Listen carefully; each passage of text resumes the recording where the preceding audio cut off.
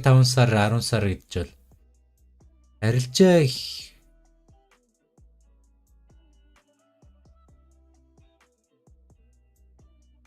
За арилжаа хийдэг хүнийг юу өвддөг вэ л гэсэн мэт.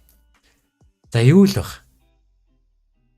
Нөгөө төлөвлөгөө гаргачаад тэрийгэ зөрчих те. Сахилах бат. Уу гэх юм уу. Тим үйлдэлүүд л ерөн өвддөг баг. Тиймэрхүү үйлдэлүүд гаргасны дараа тэгэл амар стресстэй шүү дээ. Яг дөрмөө дагаад ээсэл авахд бол асуудал байхгүй шүү дээ. Харин одоо юу гэдэг те төлөвлөгөөнөөсөө гажаад дөрмөөсөө гажаад одоо ингэдэг нэг ТП авсан ч гэсэн нэг цаанаа нэг юм эйгүү байгаад байдаг. Тэгээ ээсэл авчихаар бүр ингэдэг бүр асдаг. Би зүгээр л энэ төлөвлөгөөнийхөө дагуу хүлээж явахгүй яавдаа те дөрмөөл дагаад арилжчихгүй яавдаа ч гэдэг юм ингээл. Тэр болгонд л яг сэтгэл зүй тал дээр амар ортой байдаг юм шиг надад л санагдаад байдаг.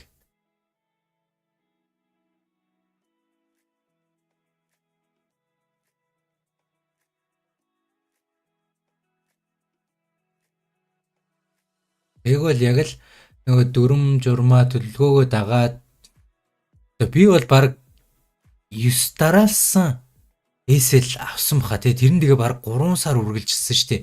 Миний бүр 3 сар үргэлжлээд 9 дараалсан ээсэл аваад ингээд яхад бол би бол харьцангуй гайгүй байсан.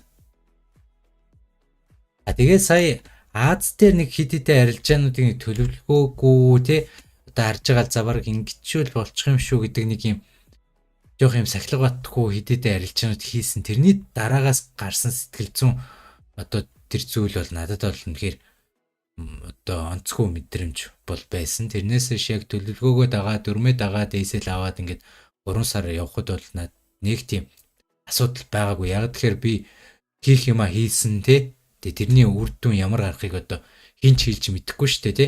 Инхээр одоо хин нэгэн хэлээл ингээл одоо те амар өндөр магадaltaй 100% төхүүлээд идэг гэсэн бол одоо тэр хүн л хамгийн баян хүн байх байлгүй дээ те. Элон Маск биш. Гэт одоо тийм байхгүй шүү дээ. Тэгээ гадуур яг зарим нэг хүмүүс өөрсдийгөө бараг л тийм гэж ярьчих гад байх юм тий. Тэгээд үнэхээр одоо тийм мундаг юм бол одоо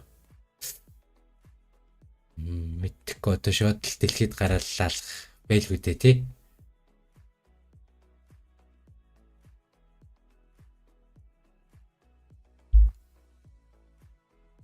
Тэр арилжаа чинь угаасаа айгу хэцүү зүйл байдаг ш тий.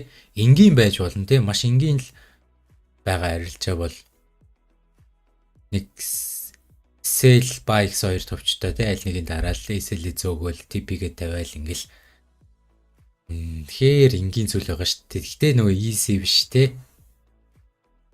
Хэцүү гэдгийг одоо арилжаа хийгээд хэсэг удцсан хүн бол одоо элтэн мэдж байгаа тий.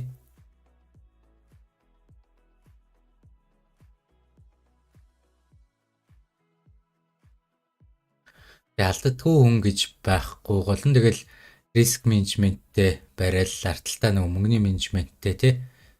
Тэр болгоно нь л чухал юм байна гэж миний хувьд бол зэд байгаа шүү дээ. За энэ ингээд доошоо сэтлээд за энэ гэхдээ энэ хаалтны ан шиг сэтэлмээр байна.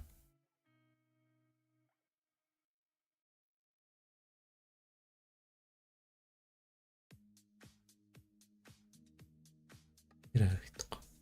Энд та бүхэнд харагдаж байна уу энэ?